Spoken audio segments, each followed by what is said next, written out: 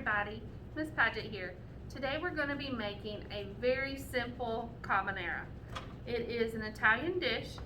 The first thing you're going to do is, in a stock pot, bring about 3 cups of water to a boil. You want to salt the water so that our pasta doesn't stick together.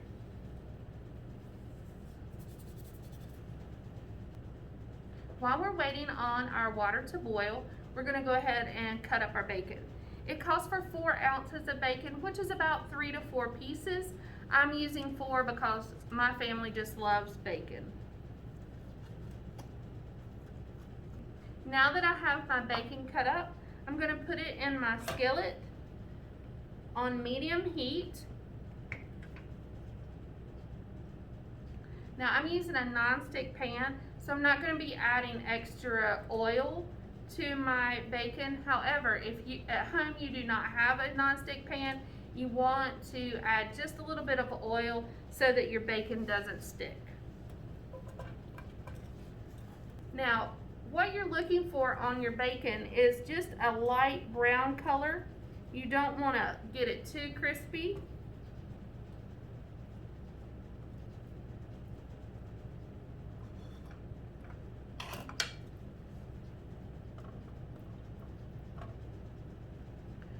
Now remember, you do not want to add your pasta to your water until you are at a hard boil.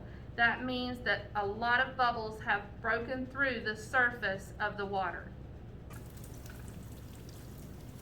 Okay, so now our water is to a boil. We're going to add in our pasta. I didn't have spaghetti, so I'm going to be using fettuccine. You need a half a pound, which is half a box. So I am going to, just because I like to, I'm going to break my spaghetti in half, or my fettuccine, and add it to the water.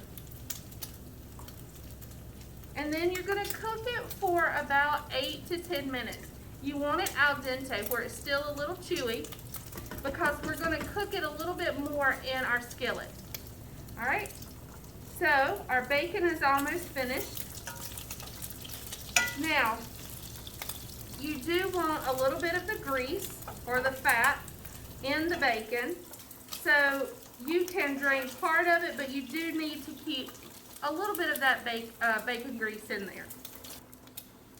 Okay, now that our bacon is crispy, I'm going to pour off just a little bit of the fat.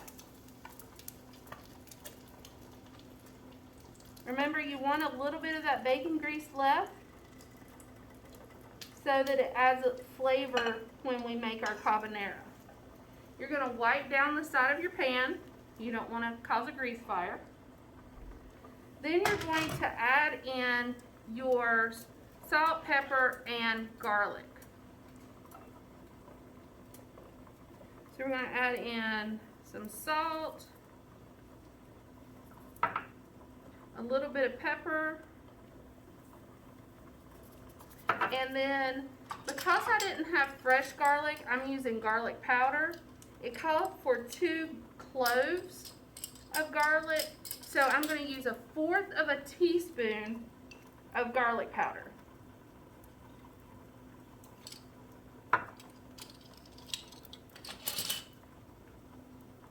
Now, if I had had fresh garlic, I would need to cook it for a full minute longer to soften up that garlic. But because I don't, my bacon is ready. Now it's time to check our pasta. Now, if I were at home, I would take a piece of pasta like this and I would actually throw it against my cabinet door. If it sticks, then it's done. Okay? So what you can do is take it out of the pot and pull on it a little bit or taste it. So now what I'm going to do is I'm going to put my pasta into my bacon.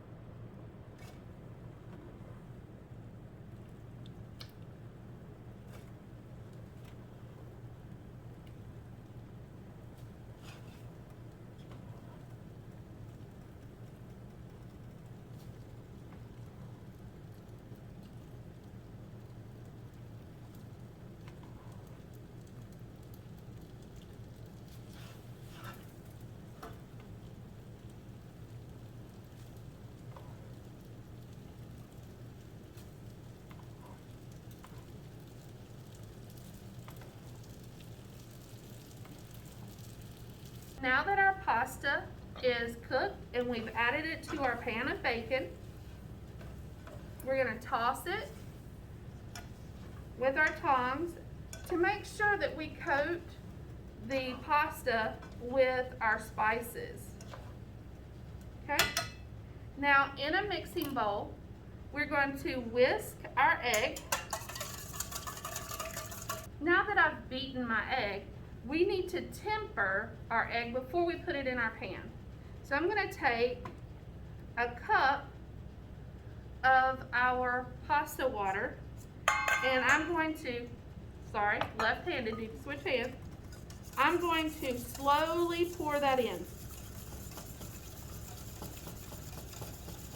You want to make sure that you continue to beat that egg so that you're not cooking the egg, you're tempering the egg.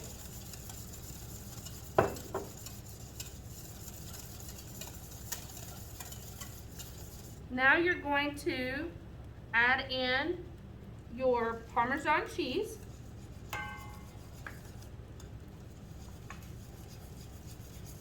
And add it into your pasta and bacon.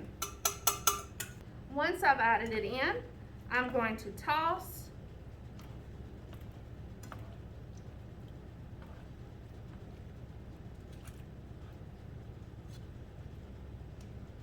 Now that our pasta is finished, we're going to serve it up and put a little bit of fresh chopped basil on top. And those come out different.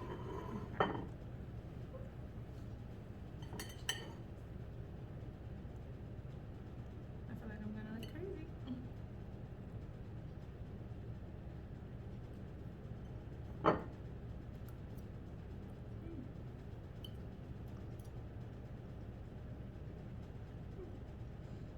Pretty good. Pretty good is okay with Miss H. I'm a picky eater. She's very picky eater. So if she says it's pretty good, that means it's really good for everybody else. I hope you guys enjoy this recipe. It's very simple, doesn't have a lot of ingredients, and we'll see you next time.